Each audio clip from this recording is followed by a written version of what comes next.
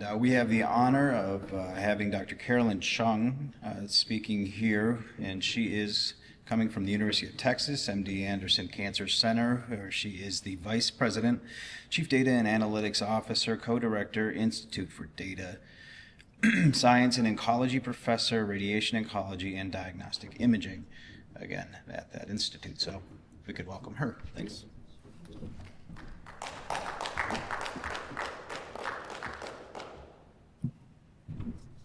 Great, thanks for having me.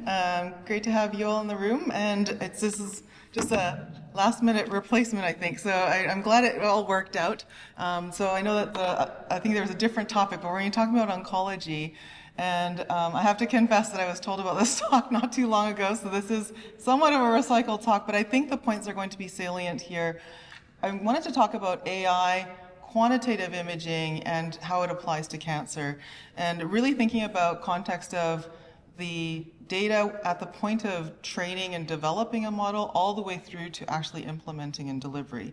And some of the observations we've seen, some of the challenges that I think I foresee in terms of why such, although there's a huge amount of effort developing AI models in oncology, as you can see, why such small proportions of those models are actually successfully getting translated and adopted in clinical care. So, as far as imaging is concerned in modern cancer care, I would say that imaging is a beacon of modern cancer care. Historically, we would actually see the patient, examine the patient. I remember using calipers to measure the tumor size at one point in time, way back when. And now we really wouldn't necessarily make any hard decisions until we had certain imaging measures of response, non-response. The size and staging does rely on that imaging measure. And so I've kind of taken it as the weather vane being the exam you do in the room. You know what's happening to the patient right at that moment in time. You can take clinical trials and do meta-analyses, and I liken that to the Farmer's Almanac when it comes to weather versus evidence in medicine. But what we really want to do, because I think the Farmer's Almanac has very good purpose, and it is actually very good at predicting big, regular weather patterns. And similarly, meta-analyses and clinical trials collectively can give us really good signal of when there's a big signal that something is or isn't going to work for a group of patients or a population of patients. But ultimately, when we're sitting in the clinic, we actually want to know what to do with that one person and what decision we're going to make with that patient in front of us. And it's sort of like this weather map that you're getting all of this data that's flowing in, whether it be imaging data, genomic data, the clinical data, and you want to synthesize it in a way that you can actually anticipate what's going to happen to this patient and make the best informed decision, maximizing that therapeutic ratio. And it really comes down to what is it the problem that you're trying to solve, and what will actually inform that in a timely fashion with confidence, knowing that the data that you're collecting has certain levels of uncertainty. The models that you're going to develop are also going to have a certain level of uncertainty. So how do you weigh out how confident you are in using the outputs of these models when you make that clinical decision? And it should be based on how uncertain are you at the start. So if you have no clue what you would do and you're saying, well, it's a toss-up, perhaps getting additional information could sway you in one direction. If you're 90% confident of what you're going to do, if that model comes in and disagrees with you, I think that a lot of people would be hard pressed to say they would change their mind because this model is predicting. You'd probably say there's something not quite right, and you may go back and look at why the model is suggesting something different when it comes to decision support. So I think just kind of thinking through that concept is something that we've actually worked on with our data scientists. One of the things that we do in the Institute for Data Science and Oncology is that we don't want to just be a data science institute that's just developing models, publishing. We want to develop these models that we can actually translate and bring into clinic.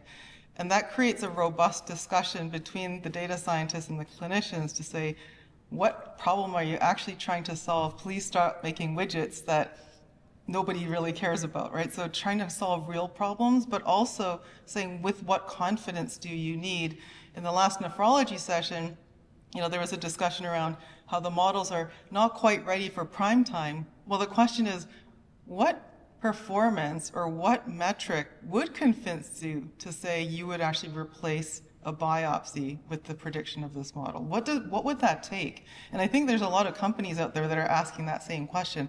What clinical trial would we design, or what output would we actually demand after which we say, we are confident we're going to switch and make the decision making around the output? Now, when it comes to imaging, although I said imaging is a beacon, if we're really honest with what we're doing in cancer, we're still looking at patterns of what's changing on the screen. We're seeing if the tumor is growing or shrinking. We're seeing if the metabolic activity is going up or down. But we really don't have a lot of depth or breadth of knowledge around what, if we see an imaging change, what does that actually mean pathologically, biologically, underneath. And so one of the things that we are pursuing is getting more spatial registration of the imaging and pathology data so that we can actually better understand when you see a specific change, this is what it's representing biologically. And the only way we can do that is by actually making the imaging measurements more quantitative and more precise. Because if we say the reason why we're stuck with response measures that are quite crude is because there's a lot of variability in the imaging. So here's an example in terms of defining a responder versus non-responder. At this point in time, it's still a lot of qualitative descriptions, and you see lots of qualitative words of suspicious with, or consistent with, or suggestive of, and it's not necessarily so definitive of whether someone's responding or not. And even in clinical trials, when we actually try to get to the semi-quantitative assessment of categorizing whether someone's responding or not, there's a lot of variability in that measurement. The reason why one of the arguments is the reason why we're stuck there is because the images that are acquired are not consistent across different centers, across different time points, across different scanners. The protocols are different, and the measurements can change widely depending on where the patient is getting scanned and with what protocol. The tumor, and I'll show you some examples, where the tumor can literally appear and disappear just because of the protocol of the imaging that's actually taken. And that could actually really change what endpoint you're actually measuring, whether someone is classified as a responder or a non-responder. And if you're trying to train an AI model and you've classified patients and you've annotated them as responder and non-responder, and we're saying that the technical variability can actually change that output, then you're training the model with a growing amount of uncertainty in your training data set from the very start. The second piece is that even if you got very clean data to train it, when you actually apply it out in the real world, if you're not acquiring the data in the same way as you did in that training data set, you may not be getting the same performance, and what's being predicted may not actually reflect the performance of the model itself. And so our default is we tend to say, oh, the model is not performing as well, we need to retrain. But it may not be the model that's performing poorly. It may be that we're feeding it data that is not actually suitable for that model. Finally, at this point in time, we say the tumor is starting to shrink because we're just looking at patterns, and we say that the patient is responding, and the tumor is growing, and the patient is not responding, they're progressing. But I would argue that not all the tumors grow and shrink in the same way. So the red curve looks a lot like a very aggressive tumor that's very chemo or radiation sensitive, like small cell cancer. And you can get a tumor that actually shrinks down dramatically very quickly over a short period of time, but then grows back with a vengeance. And so depending on your trial design, if you looked at the patient and you said, at this time point, let's say it's 6 months, you would say that the patients in the red curve are the best responders. But if you actually took the endpoint at this time point over here, all of a sudden you've got a very different categorization of who's actually responded and who's done well.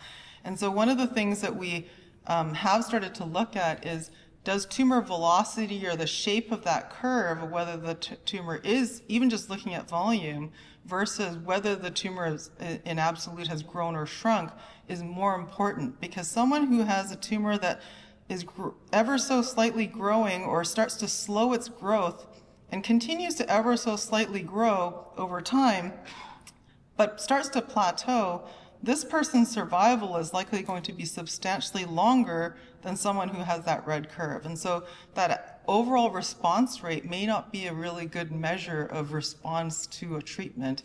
It may be that even tumors that are growing, if it starts to slow and plateau, may actually prolong survival. And this is one of the pieces that I think that the FDA has swung back to saying overall survival is the endpoint we need to look at in cancer. And one of the pieces that I think we're starting to figure out is that perhaps the way that we've defined response and progression-free survival, this measure of response and what we're considering progression may be the mistake that we've made in terms of not finding the correlation between the progression-free survival and overall survival, because we're often calling these patients who are green progression because the tumor is continuing to grow, but perhaps if we're looking at the trajectory and the volume and the velocity, we may actually say that this patient has actually become stable and is actually responding. So recategorizing what is response. Now, when we look at the quantitative imaging workflow, like I said, the image acquisition is one source. So if you have different vendors, if you have GE, Siemens, whatever vendor you want to choose, and you've got at MD Anderson, we have a mix because we have three of the major vendors. You're going to get some technical differences in the actual measurements themselves just from the devices. You layer on that the protocols themselves could be different. Your slice thickness could be different. People are trying to save time. You might be incorporating AI into the actual acquisition, which actually takes less data in terms of the actual image and actually interpolates what the information should be on the screen. And so when you actually start to layer in all of these pieces, the thing is that the anatomical image that you're visually looking at on the screen may look identical to the human eye, but some of the pieces, those biological signals that we could be measuring off the screen may be changing because we've never really paid attention to them before. We haven't demanded to the vendors that those numbers need to be identical. And so if we want to go back and say, can we do something, I'm sure you've heard the term radiomics, but if we want to do radiomics properly, we need to go back and look at this from a quantitative perspective. Now, if the images are registered over time and they're not registered anatomically, so using deformable registration, again, there's a lot of AI algorithms that are helping do this, you're going to be looking at different parts of the tissue, and so they're not true registration from a biological standpoint, even if they're from a 3D space perspective, they're overlaid. And so making sense of the actual biology underlying the imaging is actually a piece that we haven't been doing very well, but I think there's definitely an opportunity to do. When it comes to segmentation, at this point in time, a lot of the work is still relying on human annotators. Thousands of images, people are annotating. There's human variability. There's lots of publications that are showing variability and inter-observer variability, as well as the same observer contouring and segmenting in different ways. And this is where AI can come in and at least create a consistent region of interest as we start to extract out these features, because many of the radiomic studies, especially the ones that are leveraging AI now, has shown that the actual region of interest definition is the primary driver of your features. And so you may get completely different radiomic signatures depending on how you've actually defined that region of interest. Now, many of the studies are looking at radiomic features to the omics profiles to the clinical outcomes. And you can imagine we've started to pay a lot of attention from the genomic state around batch effect and technical differences, but we have sort of ignored all of these blue boxes that are leading to the radiomic features that we're trying to correlate with the genomic signatures and clinical outcomes. So I'm the co-president for the Quantitative Medical Imaging Coalition. It's an international nonprofit organization, and we've been working across multiple metrology labs as well as professional societies, and I think this society would be great to bring on. It's not necessarily cancer specific, but looking at how quantitative imaging can actually help AI and how AI can actually help with quantitative imaging for precision medicine at large. I mean, I'm giving oncology as an example, but there are many other circumstances and many other disease states where imaging is a primary endpoint measure that we're actually looking at signal of response, non-response, disease progression, et cetera. Here's just an example of a quantitative imaging workflow and how it actually affects radiomic feature extraction. So if you take this current workflow, so someone gets their image acquired, the raw imaging data is captured, it's reconstructed, there's post-processing, and then you've got the region of interest segmentation. We think that all the patients should be going through this one channel. What can actually happen is this same patient could go to multiple scanners. The image reconstruction might be done differently at different centers. The image post-processing may be done differently, and then you've got ROI segmentation, and all of a sudden this explodes into 1,000 different kinds of images, 1,000 different data sets with a limited number of patients. And we're trying to find features that are consistent, and this is where the reproducibility problem in these studies really start to come out. The patients who are collected up in one center, and that one academic center does all of this imaging chain consistently, and they find a set of features, and they go and take another data set, and they've done it exactly the same way, and they reproduce, and they say they've internally validated those features. They publish the paper. Academic center number 2 tries to do exactly the same thing. Well, not all of this imaging chain is actually published in enough detail for people to reproduce it exactly. And so if you do it slightly differently, what happens is the radiomic features they're pulling out look very different, and the reproducibility is not there. And so I think that these are pieces that we need to think about in terms of why are the studies failing? How do we do better moving forward? And there were some examples around benchmarking and some discussion around benchmarking in the last session. I think we do need to start to think about how are we actually going to provide transparency in the methods so that others can actually properly reproduce the findings. But the second piece is also recognizing the heterogeneity and testing the robustness of whatever features you may be publishing to say, we know that it'll work because the signal is big enough. There are certain pieces that will come through even with a lot of noise, and that's what we've been working with in medicine. That's why clinical medicine still works. It's not that we've been unable to make progress in the era of pre-AI. But I think that we're getting even more noise moving forward, and if we don't start recognizing what we're actually looking for, rather than just being bedazzled by the fact that it can create a prediction, we're going to end up running into a lot of cost with very little benefit. There are tools that are being developed, such as non-reference image quality measures. This is one that's up on GitHub, and you can actually run it on all your images and compare your images. We've actually employed this as a quality check for all of our images coming off the scanner. So we actually have all the MR images coming off. We measure the no reference metrics, and if there's suddenly a step function in your quality, so you're humming along at a certain level and suddenly it drops, then we've actually gone back and said, which scanners did that happen in? We actually found a software upgrade had changed something, and our imaging physicists were actually able to step in. So these can be really useful tools in an ongoing fashion as well. Now, the reason why we started to pay attention to image quality in terms of AI training, this is done in collaboration with another lab, in my imaging lab.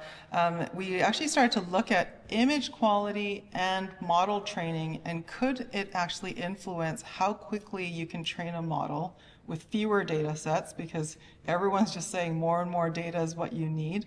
I would agree with Andrew Ng that it's smart data that you need. You need enough context and enough detailed, and that you can actually collect what you actually need to train the model. And then, do we know whether the hypothesis was, if you trained it on everyone says if the model has not seen that kind of data before, it will not be able to perform on data that it's never seen before. And what is that generalizability? So we actually started to look at, we took one image quality metric, this was CJV, You can pick any one you want, but let's just say we looked at this, and this is more of a conceptual thing to walk you through. We took it from, so a smaller CJV means that there's increased tissue contrast, so it's better quality images. So you take the training set with the better quality images and you test it on poorer quality images than you started out with. This is sort of what would happen from if you take a super highly curated data set and then you throw it into the wild. The other vice versa was to train it with the poorer quality data set and try testing it on really high quality data. You'd expect that to work because you'd say, well, the high quality data should help the model do better. And then we said, well, let's take it in the middle. And we actually saw that if you go if you go with the training data set that is ascending, so if you take the high quality and then test it on the poor quality, you actually got better performance than if you did it the other way around, which is interesting because it's counterintuitive to everything that we've been talking about. So I think that, this is not a definitive study, this was one piece, but I think the observation that we've actually looked at to say that this is an observation we've seen tells us that we need to start paying attention to image quality or data quality and how it actually influences the performance of that model. Because one of the things that we found is taking this, we've actually been able to train models with 50, 150 data sets, not thousands, and still get reasonable performance very quickly by taking in very high quality data with high quality consistent annotations. So it's just an interesting observation that I want to share with you. Now, as I said, we want to think about thinking through all the way through to implementation. I talked about data quality. Data source is another piece. Can you actually rely on that data? Where did it come from? And this comes back to the model card idea. What sorts of biases are there? And everyone thinks about bias as demographic differences, but there are other components of bias when it comes to these models that I'm sure you're familiar with, but I don't think people are necessarily accounting for or demanding in their model cards. And finally, data availability. So if you take a data set that's highly curated and every single data point is available for that patient group, how realistic is it that you're going to reproduce those measurements consistently in the real world? So thinking about it through not only from the training and validation data, but actually as you apply it. And people kind of think about these characteristics as garbage in, garbage out. I actually have pivoted away from the garbage in, garbage out statement because I actually think it really depends on how you're trying to use this model. That the data is adequate or good quality and usable if it meets the needs of what you're trying to do. So someone's garbage could be other people's useful data, and most people would say useful data would not be garbage, but you get my drift is that it's not just garbage in, garbage out. It's not a binary thing. I think that it depends on how you're trying to use that data, and you want to think about it throughout the life cycle of that data. So does it actually correctly represent the real world construct that the data describes? So for instance, if you have 10 different parameters that you're trying to feed into that model, can you consistently get that in every patient at every time point?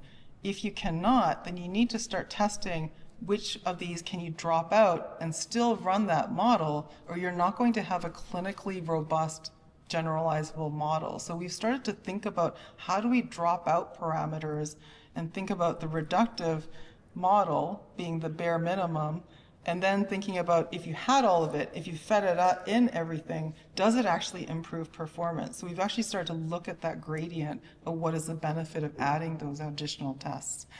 The recent publication around the large language model that was based on the UK data set, they actually showed that, for instance, predicting diabetes when they used the UK data set prediction was not as good using the large language model than just tracking A1C.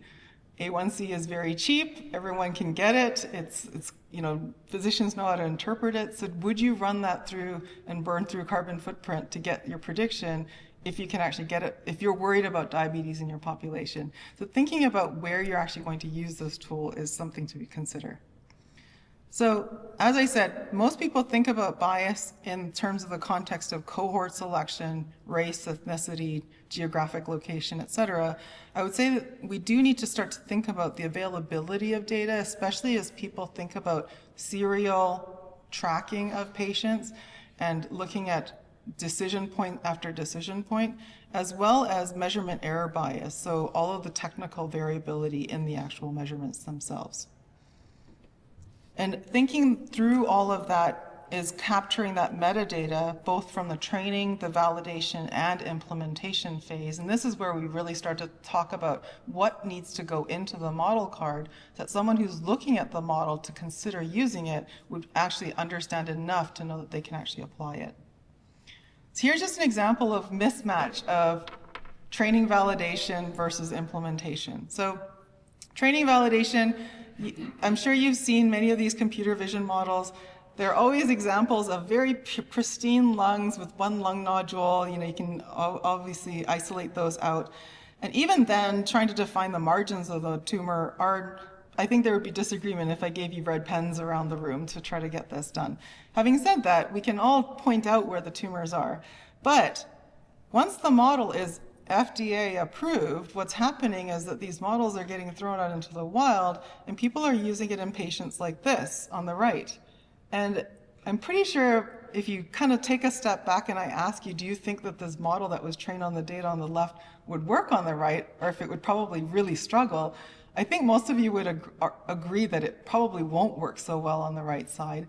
But that's what's happening. And I think this is where we really need to start to talk with our colleagues and work with our colleagues. And as you're making decisions about what you're going to turn on or off, you need to test the breadth of what you're probably going to see in your patient population and see whether this model, it could surprise us, it could work perfectly well.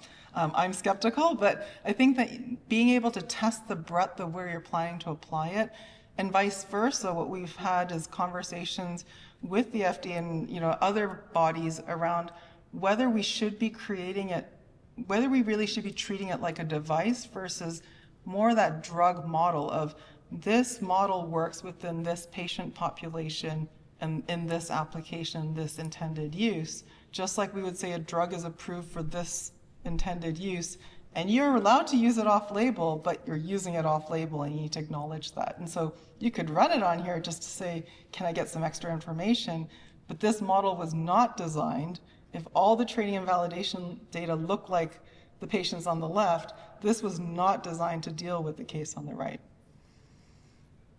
Now, there is a large impact, there is a large variability of data out there. And so I work with the NCTN network, and with the IROC lab, we actually collected up brain MRI images from multiple landmark phase 3 trials across the brain metastasis scope. And so we actually looked at just the imaging characteristics. We didn't look at the endpoints of the study. We didn't affect the endpoints of the study. We just wanted to look at how consistent are images, even in the clinical trial setting.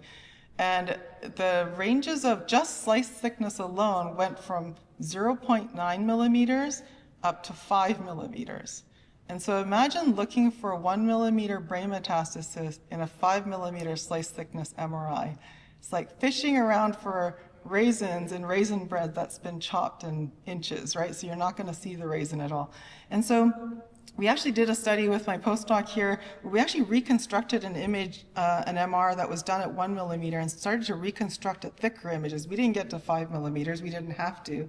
You can see the tumor at the end of the red arrow in the bottom box here.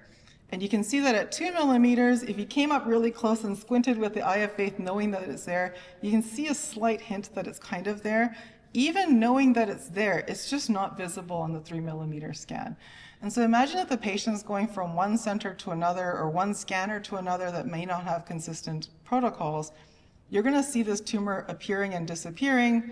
If it suddenly appears, do they get enrolled on a trial? And then suddenly it disappears, you're like, yay, it's a response, or vice versa. Someone didn't have it, and then it suddenly appears, and now they're taken off a systemic trial because they've got progressive brain metastases. So this is just an example that's not even AI, that shows what the implications are for the therapy for that patient and how we're interpreting our clinical trials. But let alone that the AI is not going to detect something that is just not there. The signal's not there because the images were acquired in a certain way, and you're feeding in data that is not consistent. In terms of the context and thinking about metadata, I'm sure you've talked about this before, but in the MIT study, this actually was a good reminder for the imaging scientists, and I include this for the imaging scientists, is that thousands of images from COVID were actually uploaded into the cloud, and everyone collaborated. The smartest data scientists were coming together to saying we can help diagnose COVID using AI. And I'm sure you remember all of this. And hundreds of models were actually developed in this challenge. And even the winning models, when they actually threw them out into the wild, into emergency rooms, they started failing. And then MIT went back and restudied what happened in this challenge. And what happened is that everyone didn't pay attention. The metadata was available, but people did not pay attention to the age of the patient. Metadata, age of the patient. They just went straight to the data, they went straight to the images and started throwing it into their model architectures. You pick your favorite model architecture, computer vision model. They just started throwing the data in without paying attention to the fact that the pediatric patients were largely COVID negative because this was early in the pandemic, and it wasn't until the later strains that the kids started getting sick. The adult patients were sick, and so what happened is these models started learning the difference between a pediatric and adult lung rather than COVID versus no COVID. So when you throw it out into the emergency room and you've got adult after adult coming in, they're all being tested positive by the AI because they're adult lungs, and that's what the model had learned to differentiate. So just an example of not paying attention to the metadata when you're actually selecting your training and validation data sets is a critical piece. So in terms of the quantitative imaging and how to revolutionize AI, I had the privilege of writing this paper with the Federation of American Scientists. This actually was a day one proposal that hit the new administration. You can see it was published in December, so we didn't know who the new administration was at the time. But there's ongoing discussions around multiple organizations being interested in this, around thinking about how do we actually do better than what I've been describing of what the reality is. And how do we move from looking at pictures, describing images as pictures, and really moving to that quantitative space? Because there's a huge wealth of information in there, but for us to track differences and changes over time, especially leveraging machines and leveraging AI technology, we need to be more consistent, and we need to be able to be explicit in the variability in how we're actually collecting that data. At the same time, it's not only going to help the AI side, it will actually improve clinical care, because what happens is if someone comes in to my clinic and they've got a 5mm slice thickness MRI from some center, some imaging center, and I'm looking at them going, you have a 2mm brain metastasis, I need to scan you again. So now this patient is getting 2 scans instead of 1. And if we could just all do it a certain way, saying, what is that bare minimum? And here is the higher bar, but stay within that range, we would actually reduce the amount of images that are even required. So that would save patients, it would save patients time, it would save the system time. It would actually help us gather more quantitative data sets to train models moving forward. And as I showed in terms of measuring that image quality as we're training, we may not need as many data points as we think we do. And then when we're actually rolling this out, we know that there's a certain threshold of image quality in which the models will perform, and we'll be collecting and using data within that range. And so the next step was really to start to discuss establishing centers of excellence for quantitative imaging, educating stakeholders. So it's a privilege for me to be here to talk to you about this challenge, accrediting programs for vendors, and this is something that the vendors are actually interested in, as well as moving towards reimbursement codes for following the quantitative imaging metrology. And ACR has done a good job from an imaging standpoint to try to, at least raise the bar on how you actually even evaluate AI within the workflows. The whole idea of data and context from the point of model training to validation to implementation was so important that we actually wrote this paper in Cancer Research. And this is ultimately the foundational principles that I've followed as we've designed out our data management system. We consider all observations in context, meaning that we need to collect the context. We need to collect that metadata. And the thing is that when you actually talk with data scientists, the first thing they often do is kind of take the metadata aside, because they're like, that's too many columns in their table. And they say, well, we're just going to pay attention to these ones because that's what we're going to train on. And I keep pointing them back going, the other columns are relevant, you organizing your data and understanding contextually what are you actually training on and selecting the subset that you're actually going to work with. Dynamically assessing that quality of the data based on the context. Like I said, it's not just garbage in and garbage out. Not all things that one person may consider garbage may be garbage to another person. It really depends on what question you're asking and how much noise you're willing to take, how much uncertainty you can tolerate in your data set as you build out your models. The provenance piece is really important, knowing where that data has come from, transformations that have taken, assumptions that have been made.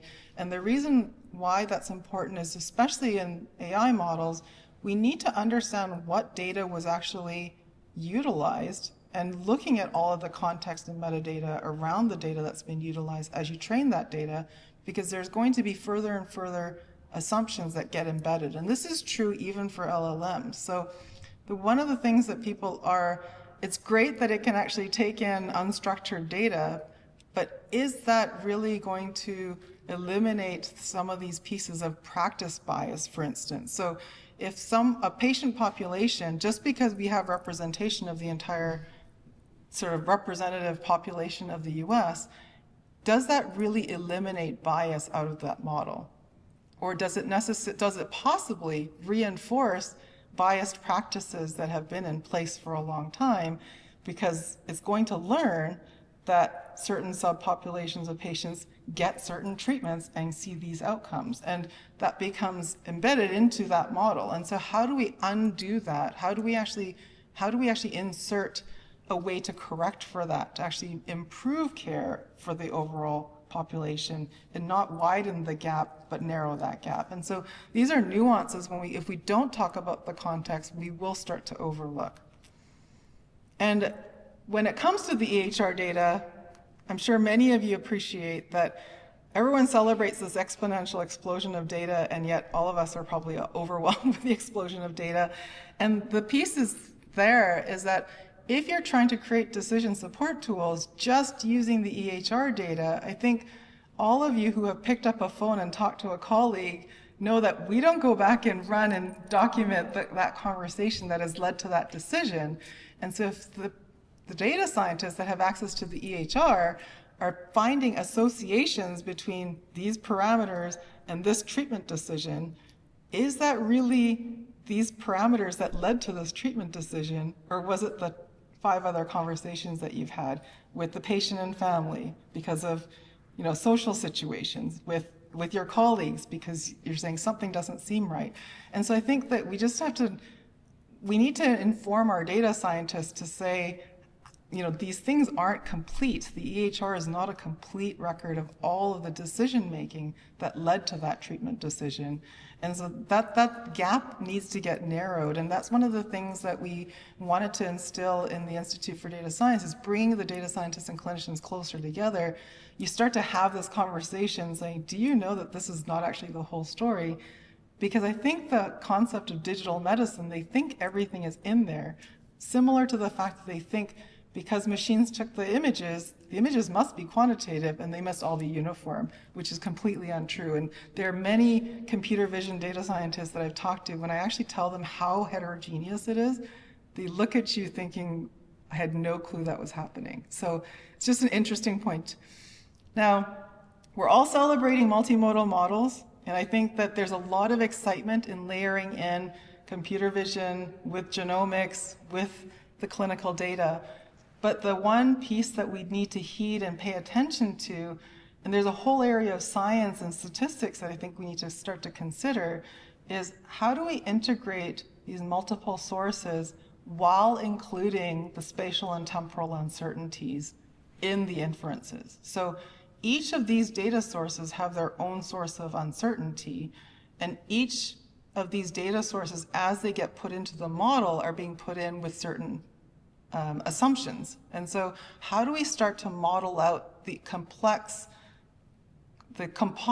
uncertainty in the actual output of those models when it gets to multimodal is something that a lot of the mathematicians and modelers are actually starting to work through. And I think that from a clinical standpoint, we need to help them understand what do we need as outputs to help us make that decision? Because ultimately, it's not a decision support tool if you get nebulous answers out and you can't really use this to help you make a decision. So how do you present that uncertainty to help clinicians and patients make a good decision?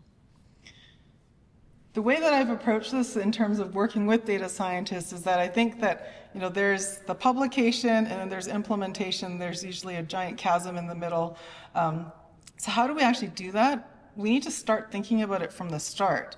As you're designing the model, as you're working with someone who's designing the model, really pay attention to what is the problem that you're trying to answer, because that is what's going to dictate what data you actually need. A lot of data scientists start up here. They say, well, what data is available? And they say, I have enough data, it's all complete. I'm going to work on it to clean it up, and I'm going to develop a model. But that's not really going to help us develop models that are really successfully translated. I think we need to start with what is the problem that you're trying to solve, and what kind of model training and validation do we need? What metrics do we actually need to convince ourselves that we would actually use this?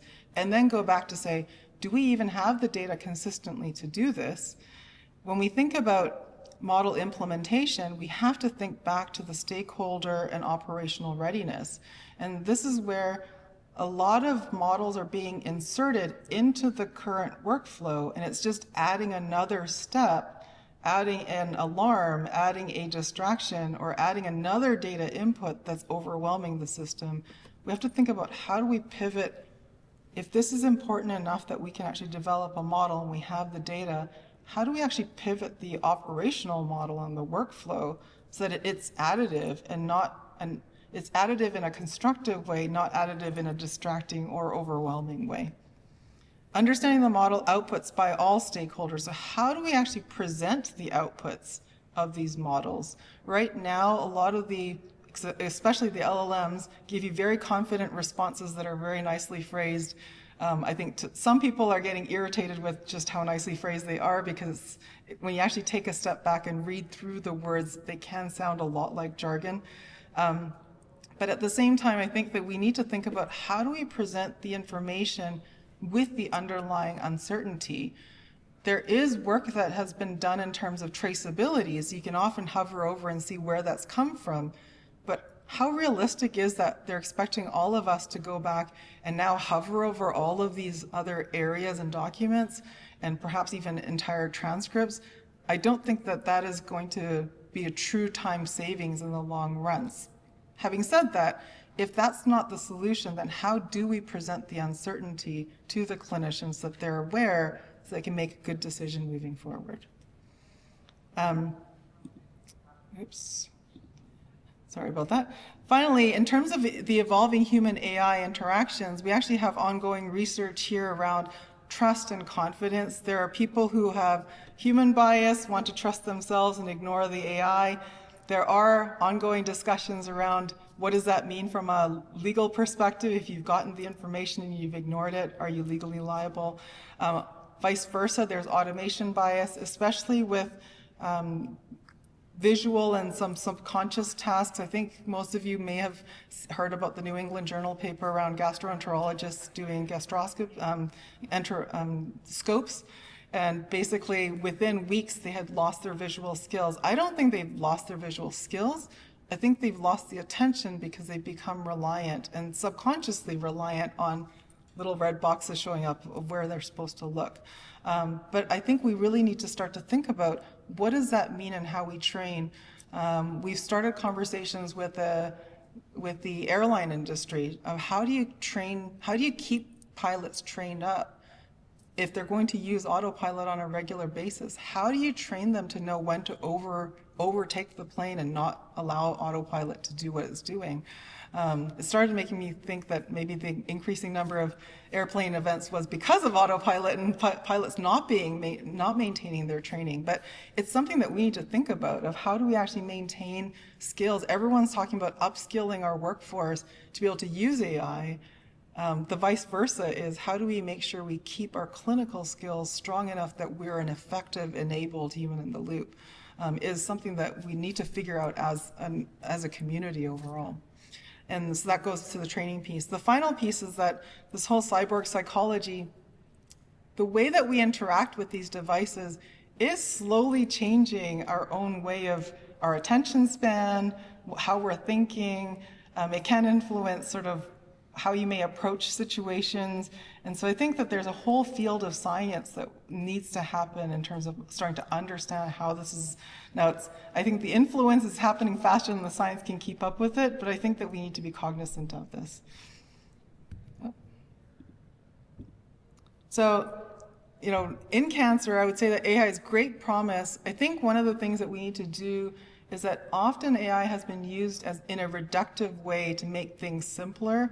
I think that hopefully I've given you examples of where we actually need to embrace the complexity, look at the metadata, look at the context, because it'll actually help us deepen our understanding as well as help us make those decisions in a more meaningful way, balancing the fact that medicine has always been a science of uncertainty and an art of probability. And I think that AI in medicine really represents a lot of that. We do need to think about context from design all the way through to delivery, and design while we're thinking about how we're actually going to deliver. And we do need to think about how do we inform that tolerable uncertainty in the clinical practice. There are certain places where we have clear equipoise and we're willing to enroll patients on trials to 2 different arms of therapy. So where is that equipoise when we think about how we're actually going to use these tools? And should we be building tools out where we're really definitively very confident, or should we be working in other areas? Because there's a huge breadth of where we could actually be applying this technology. So I'll wrap up there and happy to take questions.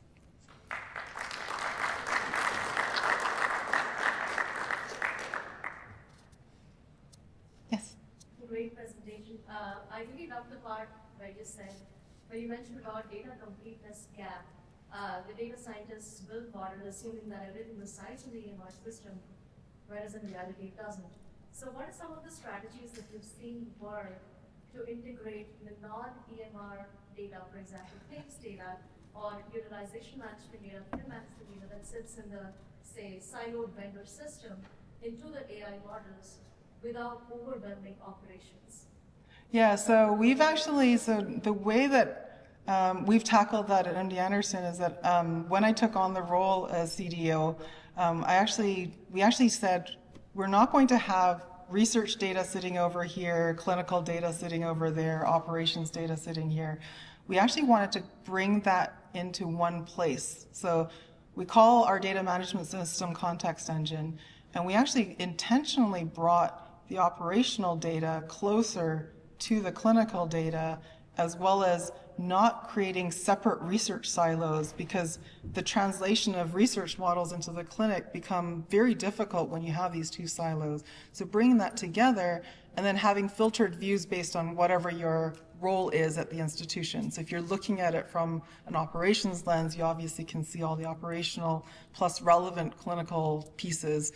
If you're looking at it from a clinical perspective, you get access to the clinical data, other than the break the glass. And then if you're looking at it from research, then we got the governance around, do you have an IRB? Are you part of the study, et cetera? And doing that has helped us start to ask cross-functional questions, like what are the financial implications, and as well as sort of how do you actually navigate access? So we've been able to ask access questions as research and quality improvement questions. How do you know which architecture to employ at a given time? I know it's 3D XNet, and you could easily use 3D VisionNet and you read that. That's a good question. I can't say that I know. I can't say you're saying how do I know? I can tell you that I don't know. So I think there are certain learnings that we have taken in terms of the size and complexity of the shape, for instance, with vision models specifically, the size and complexity of the shape of something can actually help you figure out which architecture would likely work versus not. And then the other piece is that how noisy is the background? And so this goes back to the quality question. So I think that ironically, you can take a UNet or a DenseNet that works perfectly well, and then you start to insert data that's more noisy, and some are more sensitive to having that noise. And so we've actually done sort of robustness tests to help learn if there are clear patterns of what will work better versus not. But I don't think there's still a lot of research to be done in that space, because people are not yet looking at quality to performance of model in a direct way. My follow-up question on that is, why not employ something like RadCam visualization in order to kind of try and get a peek into the black box and understand what's going on? You can do that, yeah. But again, in those circumstances, I have not seen papers written specifically looking at what is the impact of image quality even with those models. Yeah. And I think that's an opportunity for a paper, right? So, yeah. Yes. First of all, Dr. Amazing talk. I'm Jim Wakefield from Phoenix, Arizona. Thinking more around your comment around the data that's missing, how powerful that is. And while I thought initially about, well, as we roll out ambient, right, we're starting to collect a lot of data that we didn't used to. And yet, like in our organization, I'm an internal medicine physician, we use sort of secure texting solutions. And one of the things that was most important to the physicians was that we didn't archive the information, because they wanted to be able to have authentic, honest conversations without the risk of worrying about liability. And that just tells you that the missing information may be the most important information. It really, and so another example of a really insightful comment you made. It's so difficult because the fear of litigation and medical liability, even with ambient, I think that people are concerned that the conversation's changing, right? So you know that something is taking your transcript. Now, the other thing is that those transcripts are also, most companies will only hold it for 30 days and they'll delete it. So that we've actually started to look at whether, at least in a subset for research purposes, because we wanted to see, does that transcript, to your point, does that secure chat, does that transcript from the ambient listing really bring other insights out that we're losing? Because when we actually talk about what's in the clinical note, and everyone talks about the clinical note being raw data, it isn't raw data. It's the physician or clinician, nurse's inference of what's important and medically relevant that gets documented in the chart. You know, an example is, you ask a patient, how did you get here? And you ask them an open-ended question like that. They often say, well, I was on a plane and I was going from here to there, and they're telling you this whole story. What happens if the last 20 patients that you saw all started their story that way? That could be a really relevant detail of why was that happening? Why did it happen to all these patients? But we lose that because that's not necessarily documented. People don't think that's medically relevant. So they go back to, 46-year-old, whatever, presents with pain. And they're talking about the actual pieces you think are medically relevant. And you're losing all the context around possible etiological signals. So it's really challenging to know how to handle the regulatory legal situation versus the data that we could potentially be throwing away just because of fear. So.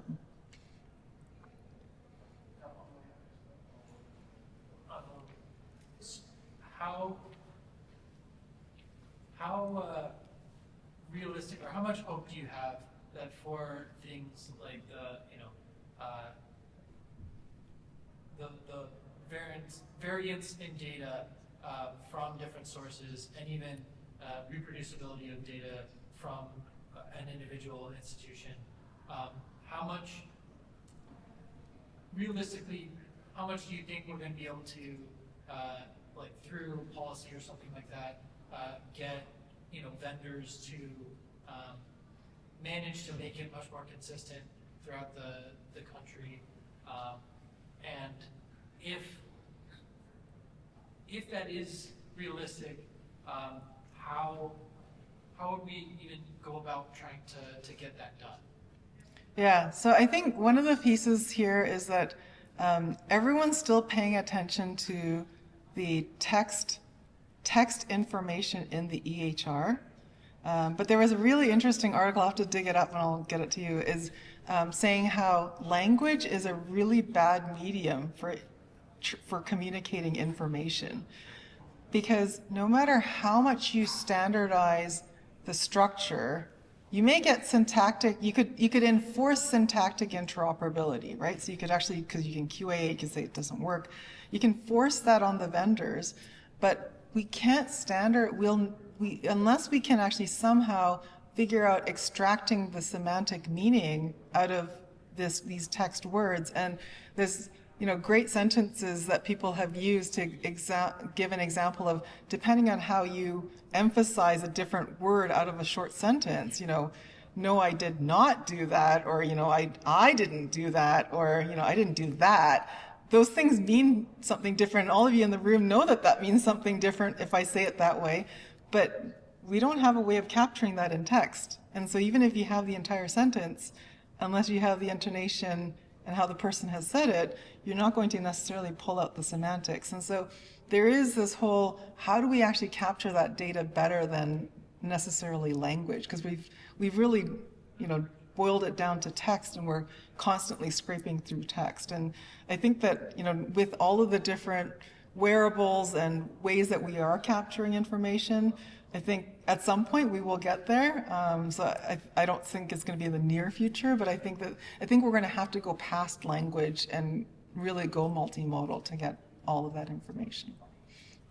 Having said that, so the US CDI Plus, just to give you a bit of heads up, the US CDI Plus is something that the NIH, FDA, HHS, and ONC are really collaborating on to try to get rolled out. They've been developing tools to actually help auto pull and auto harmonize certain data elements out of the EHRs. And I think they're definitely working with Epic. I don't know if they're working with all the vendors at this point in time, but they're working towards that approach. And so that will help with certain data elements, for instance, like SEER data, certain priority SEER data elements. They're trying to minimize the delay, this 3-year delay of getting SEER data out, for example. So I think that there's baby steps towards going in that direction, but I think, like I said, the semantic meaning is really difficult to actually get out of any sort of text, written text.